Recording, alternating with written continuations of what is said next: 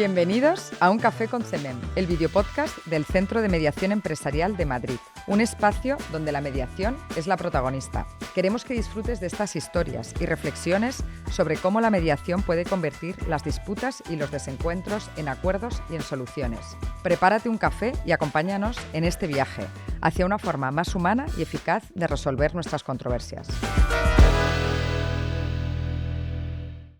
Muy buenas. Hoy tenemos la suerte de tener con nosotros a Delia García Gómez, responsable de sostenibilidad e impacto positivo de L'Oréal en España y Portugal y miembro también de la Junta Directiva de Women Action Sustainability, aquí en Un Café con CEMEM. Bienvenida, Delia. Muchas gracias. Qué ilusión tenerte aquí. Yo cuando estaba leyendo tu perfil he visto un par de palabras que me han llamado mucho la atención, que es esto de nativa sostenible. Explícame, ¿qué es eso? Pues eso es que cuando todavía se escuchaba muy poco hablar de la sostenibilidad, a mí me dio por estudiar ciencias ambientales y hacer un máster en sostenibilidad y en responsabilidad social corporativa y dedicarme a ello desde el principio, más de 20 años ya. O sea que realmente podemos decir que lo tuyo es vocación. Lo mío es vocación y acción.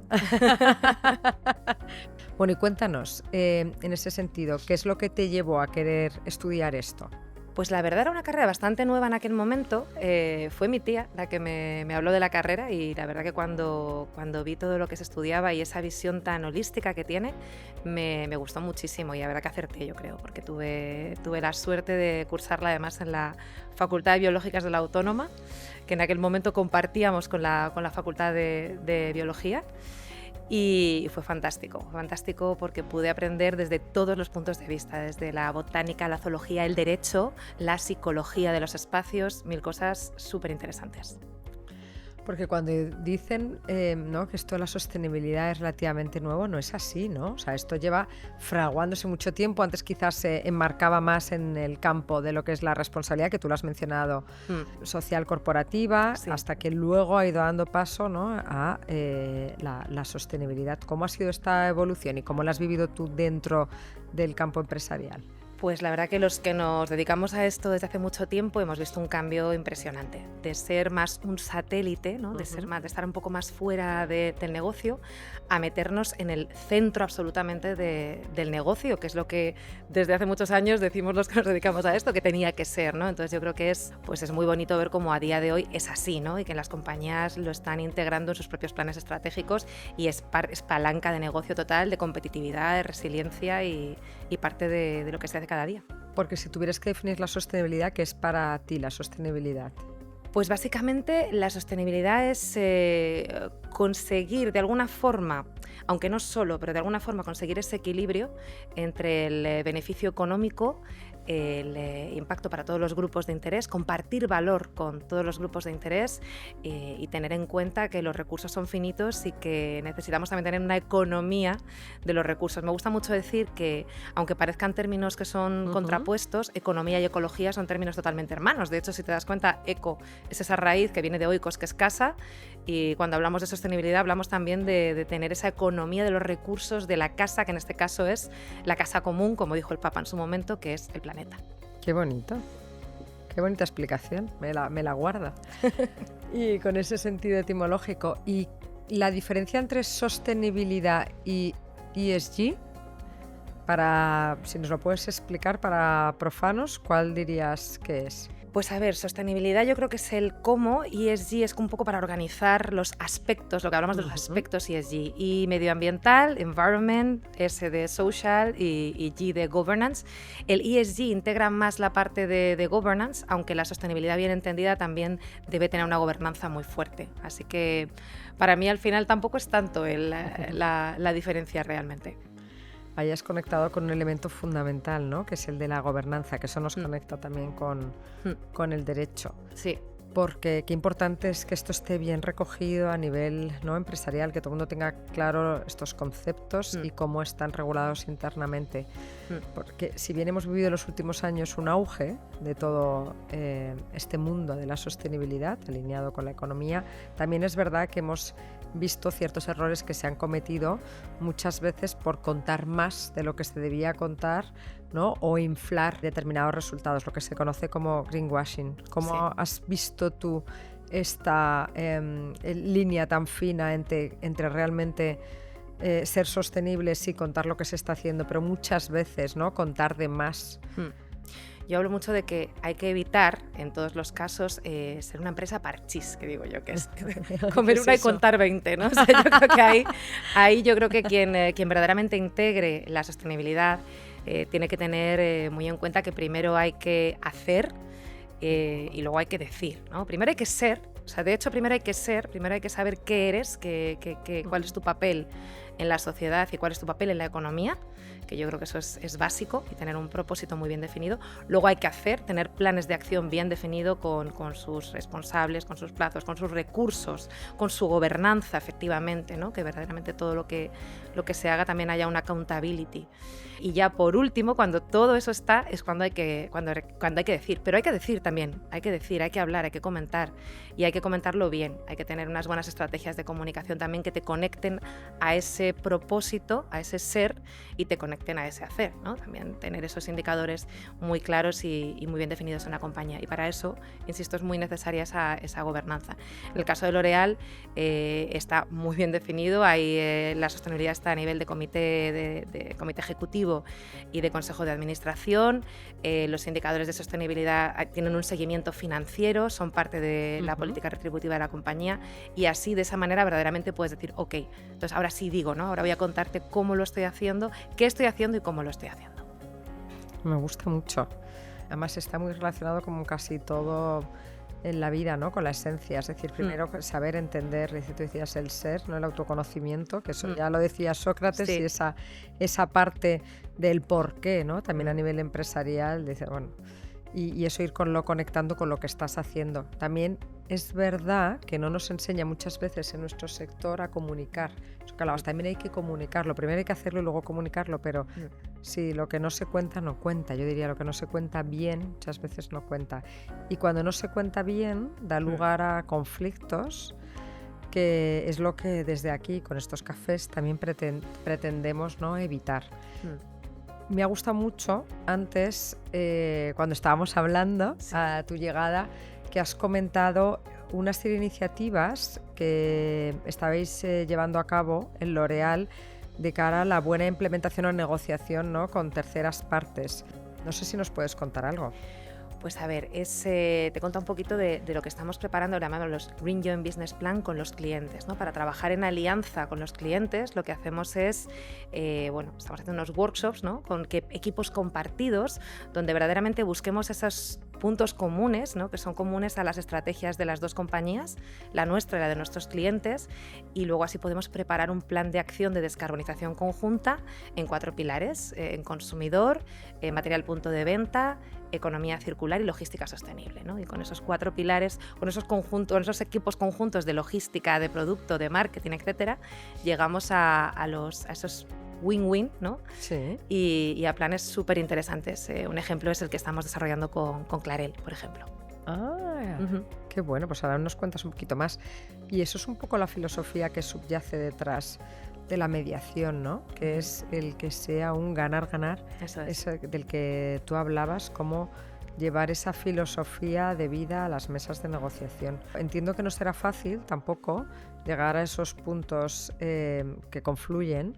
¿Utilizáis alguna técnica o cómo soléis orientar para realmente buscar el acuerdo en esas negociaciones? Sí, a día de hoy lo que hacemos es en esos talleres, que tenemos un equipo también de consultoría que nos ayuda a trabajarlos y a prepararlos. Bueno, primero vemos de qué datos partimos, ¿no?, tanto nosotros como los equipos de los clientes, y después, pues sí, hay unas negociaciones interesantes, ¿no?, por esos equipos compartidos por los expertos, y llegamos a puntos de encuentro, yo creo que muy interesantes, ¿no? Y ahí es donde realmente surge la magia. El tratar de ver siempre, ¿no?, el otro punto de vista, Eso ponerte es. las gafas de la otra parte y buscar esos intereses, ¿no? Esa Eso es. posición común, no solo el, oye, yo estoy aquí anclado, tú estás ahí y entonces estamos separados. En este sentido, me gustaría comentar contigo también a nivel internacional, más macro, la otra iniciativa que me ha parecido escucharte, que es a nivel Naciones Unidas, ¿no? Cómo realmente el llegar a acuerdos conlleva mucha ventaja económica. No sé si nos puedes detallar un poquito más esto que has estado leyendo. Sí, te comentaba que además la semana pasada, lo tenemos muy reciente, ha sido la Asamblea de las Naciones Unidas, y también coincidiendo con esa asamblea ha sido también la Climate Week. Entonces estaba esta mañana además viendo, un poco analizando todos esos datos, y es que es interesante, muy interesante ver cómo verdaderamente el poder llegar a acuerdos puede suponer un ahorro, o al revés, el no llegar a acuerdos nos cuesta dinero, ¿no? Uno de los datos que surgía de la ONU recientemente es que potencialmente pueden subir un 40% los costes de la transición energética si no llegamos a acuerdos entre los países, ¿no? Y si verdaderamente no somos capaces de ir todos a una, ver cuáles son esos puntos comunes y avanzar todos juntos, porque hacerlo lo tenemos que hacer, tenemos que mitigar el cambio climático, tenemos que adaptarnos en los países. Hemos visto recientemente, desgraciadamente, como muy cerquita tuvimos la Dana aquí en España, y que eso evidentemente tuvo un coste humano y también económico, y bueno, el tener que prepararnos exige, yo creo, ponernos de acuerdo también a nivel internacional para poder avanzar a la velocidad que necesitamos. ¿Has visto una evolución o un retroceso, por decirlo de otra manera, en el último año en cuanto a todo lo que tiene que ver con la sostenibilidad? Porque parece que en cierto sentido se ha dado como un pasito para atrás. ¿Qué ha pasado ahí? Yo creo que un paso para atrás no, pero un recalculando la ruta probablemente sí, ¿no? Como dice el GPS, recalculando, pues yo creo que estamos recalculando desde sostenibilidad. Durante mucho tiempo hemos tenido una narrativa, hemos hablado de una forma de la sostenibilidad, y nos hemos dado cuenta de que quizás haya que dar un paso atrás y hablar en términos, pues eso, más económicos. Es decir, oye, vamos a hablar de competitividad, vamos a hablar de cómo la sostenibilidad es una palanca de competitividad, cómo la diversidad también es una palanca de competitividad, cómo es una palanca de resiliencia de las compañías. Todas las compañías quieren estar aquí hoy, mañana y dentro de 10 años. Quieren dejar un legado positivo, pero no solamente a nivel económico, incluso, o sea, a todos los niveles. Entonces, hablemos en esos términos, hablemos de competitividad, trabajemos conjuntamente, veamos también qué papel tiene Europa en todo esto y cómo podemos trabajar de la mano. Muchas veces se achaca en Europa que se ha sobreregulado en todas estas cuestiones. Tú en concreto, pues es una compañía tan sumamente internacional como es L'Oréal. ¿Cómo vivís esto desde el ángulo de la sostenibilidad? Tú diriges, ¿no?, la responsable departamento en España y en Portugal. Entiendo que esa es una realidad muy diferente de la que veréis en Estados Unidos, o ya no te digo en Asia, etcétera. ¿Cómo hacéis para tratar de uniformizar criterios? ¿Tenéis algún...? Bueno, trabajamos muy de la mano de los equipos legales de la compañía, los equipos de Public Affairs, etcétera, y desde luego en L'Oréal tenemos una moto, una forma de trabajar muy en red, ¿no?, con todos los países, y es súper interesante.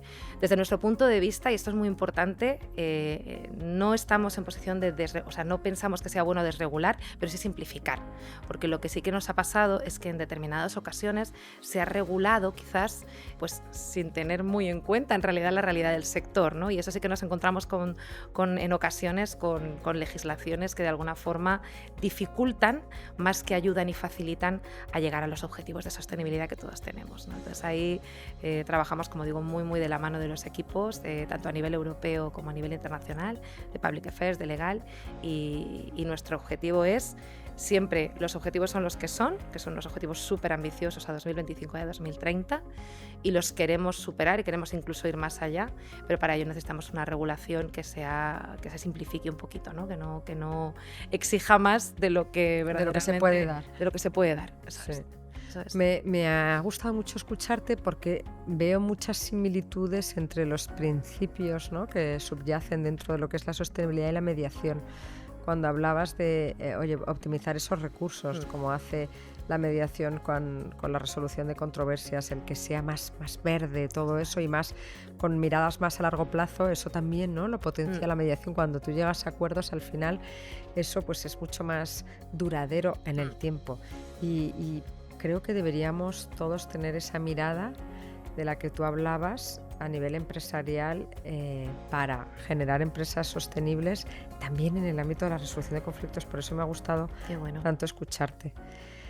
Delia, para ir terminando, tienes una carrera increíble, de las pocas personas además que se puede decir, ¿no?, con esa vocación y siendo nativa sostenible. ¿Cuál sería tu siguiente reto? Pues mira, Te voy a dar 2. Venga, gracias. No me puedo quedar con uno porque te voy a dar 2. Porque te preguntaban antes, ¿qué tipo de reto? Mira, te voy a dar 2 que no tienen nada que ver. Uno, y es que yo tengo otro gorrito que es musical. Entonces, grabar un disco, que lo estoy en ello, ahí. Pero te voy a dar un reto que te va a encantar porque hablamos de mediación y hablamos de pactos. Sí. Y un reto maravilloso en el que estamos trabajando es en un proyecto que hemos preparado a nivel local y que yo creo que será muy buena práctica para toda la compañía a nivel internacional. Se llama Pact for Future. Es una forma de cambiar hábitos en el consumidor, que es uno de los grandes retos que hay en sostenibilidad. Y ahí estamos, lo hemos elaborado para que cada persona pueda pactar con quien quiera, con su hijo, con su hija, con su hermano, con su hermana, y cambiar hábitos, 8 pactos diferentes con ahorro en CO2. Creo que va a ser una cosa muy interesante que nos va a ayudar a seguir avanzando por ahí. ¡Qué bonito! Pact for Future.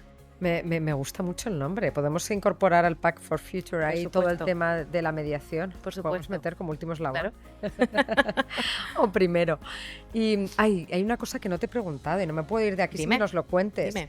¿Qué hacéis desde Women Action Sustainability? Cuéntanos un poquito.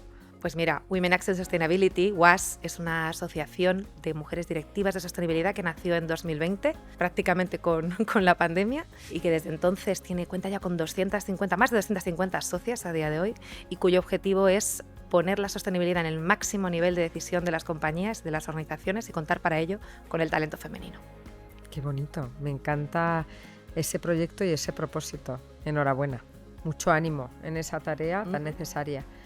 ¿Y con quién crees que nos deberíamos tomar el siguiente café? Pues mira, te propongo Ana Lorenzo. Cuéntanos, ¿quién es Ana Lorenzo? Para que la podamos llamar. Ana Lorenzo, maravillosa directora de Comunicación, Public Affairs y Sostenibilidad de Grupo EFA. También un cliente de L'Oréal, con quienes estamos trabajando además en un proyecto magnífico que es Belleza Circular, con la asociación Estampa y con Ecoembes, entre otros muchos proyectos, pero en este estamos participando muy de la mano y me encantaría que hablaseis con ella. Creo que es una gran mujer, una gran profesional y una gran persona. Pues tomamos nota, la llamaremos y gracias de corazón por haber aceptado este café. Muy bien, muchas gracias a vosotros por invitar.